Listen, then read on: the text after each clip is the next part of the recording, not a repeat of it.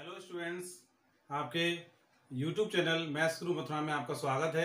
Class 8 के लिए आज हम चैप्टर 3 अंडरस्टैंडिंग क्वाड्रिलेटरल्स के बारे में आपको बताएंगे। इंट्रोडक्शन रहेगा। सबसे पहले हम समझते हैं इसमें अंडरटेकिंग में कर्व्स एंड पॉलीगन्स आ रहे हैं, इनको थोड़ा समझते हैं। ठीक है, देखिए सपोज करिए सबसे पहले कर्व्स क्या होते हैं बेटा।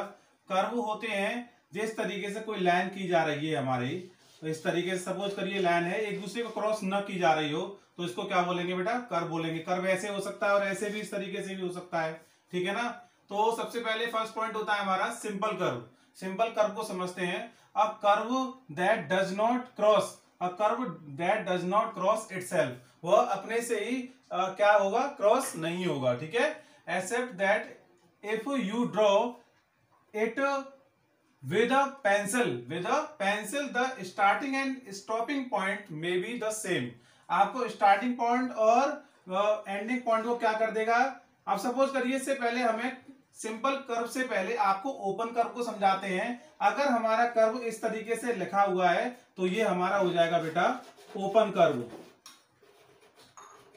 ओके स्टूडेंट, अगर हम इसको इससे मैच कर दें, मिला दें बेटा, तो ये हमारा हो जाएगा सिंपल कर्व। क्या हो जाएगा बेटा, सिंपल कर्व। ओके, अब इसलिए आपको समझना है कि ये जो कर्व है एक दूसरे से इस तरीके से ऐसे ना हो, ऐसे हमने मिला दिया और ऐसे ये क्रॉस हो गया, इस तरीके से यह सिंपल कर्व नहीं होगा, दैट इज रॉन्ग। ओके, तो हम आते हैं सेकंड नंबर पे। क्लोज कर्व क्या होते हैं। क्लोज कर्व ही इसी तरीके से होते हैं बेटा। A curve that can be started and stopped at the same point. ठीक है, तो हमें कर्व, सपोज करिए मैंने कर्व किया और इसका जो स्टार्टिंग पॉइंट था वो यहां आ गया, तो ये हमारा हो जाएगा क्लोज कर्व। ठीक है, क्लियर हो गया होगा स्टूडेंट। सपोज करिए कर्व में ना सही, एक इक्वेशन लाइन में हो सकता है। सपोज करिए मैंने ये लाइन ली किसी भी क्वाड्रिलेटरल में और हमारी लाइन जो है वो स्टार्टिंग पॉइंट और एंड पॉइंट क्या हो गया, मिल गया। ठीक है ना, मैच कर गया, तो हमारा ये क्या होगा बेटा, क्लोज कर्व होगा। क्या होगा बेटा, क्लोज कर्व। इस तरीके से आपको क्लोज कर्व और सिंपल कर्व के बारे में आपको समझ में आ गया होगा। जैसे स्टूडेंट्स, अब है आपका पॉलीगन। पॉलीगन को समझते हैं। A simple close curve with sides and that are line segment. ठीक है, तो देखिए लाइन सेगमेंट से बना हुआ कोई सिंपल क्लोज कर्व होगा, वो हमारा पॉलीगन होगा बेटा। ठीक है, सपोज करिए पॉलीगन होता क्या, सपोज करिए सबसे पहले हमारे पास एक लाइन होती है, तो हम इसको क्या बोलते हैं, लाइन। अगर हम इसमें प्लस कर दें तो ये हमारा क्या, दो लाइन से कुछ बनेगा बेटा, क्या बनेगा, एंगल बनेगा। ओके, अगर इसी तरीके से हम इसको मैच कर दें, इसको मिला दें बेटा, तो हमारा क्या हो जाएगा, ये ट्राइंगल हो जाएगा। क्या हो जाएगा बेटा, ट्राइंगल हो जाएगा। इसी तरीके से अगर क्वाड्रिलेटरल्स को आपको समझना है तो कम से कम मिनिमम 4 साइड्स का होना बहुत जरूरी है। ठीक है, तो सपोज करिए मैंने यह लिया लाइन, ध्यान से देखिए क्या लिखा हुआ है, with sides that are line segment. ठीक है, तो लाइन सेगमेंट से बना हुआ कोई भी पॉलीगन, ये जो होगा वो मोर देन 3 साइड्स का हो सकता है, और 4 साइड ले रहा हूं मैं इस तरीके से। ठीक है, ये 1 2 3 4 5 साइड ले लिए तो ये पॉलीगन हो जाएगा। अगर यही सिंपल क्या होना चाहिए, सिंपल भी होना चाहिए, क्लोज कर्व भी होना चाहिए इस तरीके से, और मोर देन 3 साइड्स भी होनी चाहिए, तो अब हमारे जाकर के क्या बनेगा, पॉलीगन। सपोज करिए ये हमारा जो है सिंपल कर्व है और ये हमारा क्या होगा, पॉलीगन होगा। ओके, और इसी तरीके से आप बना सकते हैं, जितने भी क्वाड्रिलेटरल टाइप के होंगे वो हमारे क्या होंगे, पॉलीगन होंगे। यस स्टूडेंट्स, पॉलीगन्स के 2 पार्ट होते हैं, एक है कॉन्वेक्स कर्व और सेकंड है कॉन्सेप्ट कर्व। ठीक है, तो कॉन्वेक्स कर्व को समझते हैं। A simple close curve with no indentation, the segment connected any 2 points in the interior of the curve is wholly connected in the interior of the curve. Okay, तो देखिए ध्यान से, सबसे पहले सपोज करिए मेरे पास एक पॉलीगन है, ये पॉलीगन है। ठीक है, तो पॉलीगन के बाद इसको कैसे डिफाइन करेंगे, ये कॉन्वेक्स कर्व है या नहीं।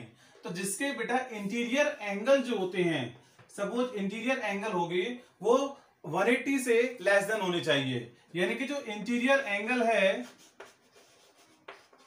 जिस पॉलीगन के इंटीरियर एंगल्स जो होंगे वो 180 से क्या होंगे बेटा, लेस देन होंगे, that is convex curve. Okay, clear हो गया होगा स्टूडेंट। अगर कोई भी पॉलीगन आप बना लीजिए जिसका इंटीरियर एंगल 180 से लेस देन हो तो हमारा कॉन्वेक्स कर्व कहलाएगा। ओके, सेकंड आता है कॉन्सेप्ट कर्व। कॉन्सेप्ट कर्व होता है, जैसे सपोज करिए अगर मैंने ये पॉइंट लिया और इसको मैंने 180 से ऐसे कर दिया, ठीक है ना, इस तरह आपने देखा होगा, और फिर ऐसे ले लिया मैंने, ठीक है, तो ये क्या हो गया, एंगल 180 से मोर देन हो गया कि नहीं हो गया, तो हम इसको बोलेंगे बेटा कॉन्सेप्ट कर्व। ओके, तो सपोज करिए जिसका इंटीरियर एंगल जो है, इंटीरियर एंगल क्या होना चाहिए, मोर देन होना चाहिए 180 से। इट मींस 180 से क्या होना चाहिए, बड़ा होना चाहिए। वो जो आपका पॉलीगन होगा उसको हम बोलेंगे कॉन्सेप्ट कर्व। ओके, कॉन्वेक्स और कॉन्सेप्ट में क्लियर हो गया होगा स्टूडेंट्स। इस तरीके से हमने आपको कॉन्सेप्ट क्लियर कराया है कर्व के बारे में, कि सिंपल कर्व क्या होते हैं, ओपन कर्व क्या होते हैं, क्लोज कर्व क्या होते हैं, पॉलीगन्स क्या होते हैं, पॉलीगन्स के 2 पार्ट हैं, कॉन्सेप्ट और कॉन्वेक्स।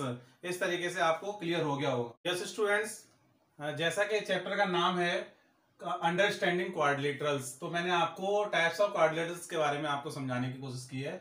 ध्यान से देखेंगे, क्वाड्रिलेटरल्स के कई टाइप्स के क्वाड्रिलेटरल्स होते हैं, ठीक है।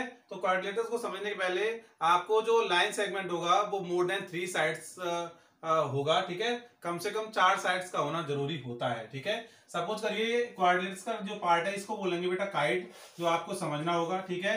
ये क्या है, पैरेललोग्राम, ठीक है। पैरेललोग्राम में ये साइड इस साइड का इक्वल होता है, ये इस साइड का पैरेलल होता है, ये इस साइड का पैरेलल होता है, इससे बोलते हैं पैरेललोग्राम। और ट्राइपॉड क्या होता है, ट्राइपॉड क्या होता है बेटा, कि ये जो साइड होती हैं ये क्या होती हैं, आपकी पैरेलल नहीं होती हैं, बट ये साइड जो होती है वो आपकी पैरेलल होती हैं, ठीक है। देन उसके बाद आप रेक्टेंगल को पता होगा जिसकी अपोजिट साइड्स क्या होती है बेटा, इक्वल होती हैं। देन इनके एंगल जो होते हैं वो 90 डिग्री के होते हैं, ठीक है। रोम्बस में भी क्या होता है बेटा, इनकी 4 साइड्स इक्वल होती हैं, बट इसका जो क्या होता है बेटा, डायगोनल, ये डायगोनल क्या होता है, सेम होते हैं इन दोनों के, ठीक है। अब आता है आइसोस्केल ट्राइपॉड। आइसोस्केल में क्या होता है कि ये जो होता है, ये लाइन तो क्या होती है आपकी पैरेलल होती हैं, बट ये जो लाइन होता है इस लाइन का क्या होता है, इक्वल होता है, इसलिए बोलते हैं आइसोस्केल ट्राइपॉड। ओके, इसके बाद आता है बेटा रोम्बस के, आपको बता दिया 4 साइड्स इक्वल होती हैं, वो क्या होता है आपका स्क्वायर, ठीक है। तो इसमें 3 साइड्स का कोई भी फिगर आपको नहीं मिलेगा क्वाड्रिलेटरल्स में, तो आपको क्लियर हो गया होगा। अब इसमें 2 बातें आती हैं बेटा, एक रेगुलर एक इरेगुलर, ठीक है। तो इन दोनों बातों को समझते हैं। रेगुलर क्या होता है, रेगुलर पॉलीगन या रेगुलर क्वाड्रिलेटर को क्या बोलेंगे, जिनकी 4 साइड्स इक्वल हों और उनके एंगल भी इक्वल होने चाहिए। जैसे कि बेटा ये स्क्वायर है, स्क्वायर में 4 साइड्स इक्वल हैं और देन इनके एंगल भी क्या होंगे, इक्वल होंगे, तो इसको हम बोलेंगे बेटा रेगुलर। क्या बोलेंगे हम इसको, रेगुलर स्क्वायर। ओके, स्क्वायर तो होगा, रेगुलर क्वाड्रिलेटर बोलेंगे। और इसके बाद ये जो है इनमें साइड्स इक्वल नहीं है, इसमें भी नहीं है, इसमें भी नहीं है, ये भी नहीं है बेटा, और ये भी नहीं है, और ये भी नहीं है, इसमें अपोजिट साइड्स इक्वल है बट 4 साइड्स इक्वल नहीं है।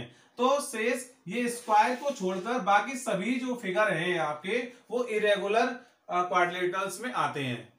और इसी के लिए आपको इंट्रोडक्शन ऑफ ये आपका चैप्टर क्वाड्रिलेटरल्स का है, ये इंट्रोडक्शन क्लियर हुआ। इससे पहले एक्सरसाइज 3.1 स्टार्ट करने से पहले आपको कर्व्स के बारे में मैंने बता दिया है। अब आएंगे नेक्स्ट वीडियो में एक्सरसाइज 3.1 स्टार्ट कराते हैं। Thank you so much.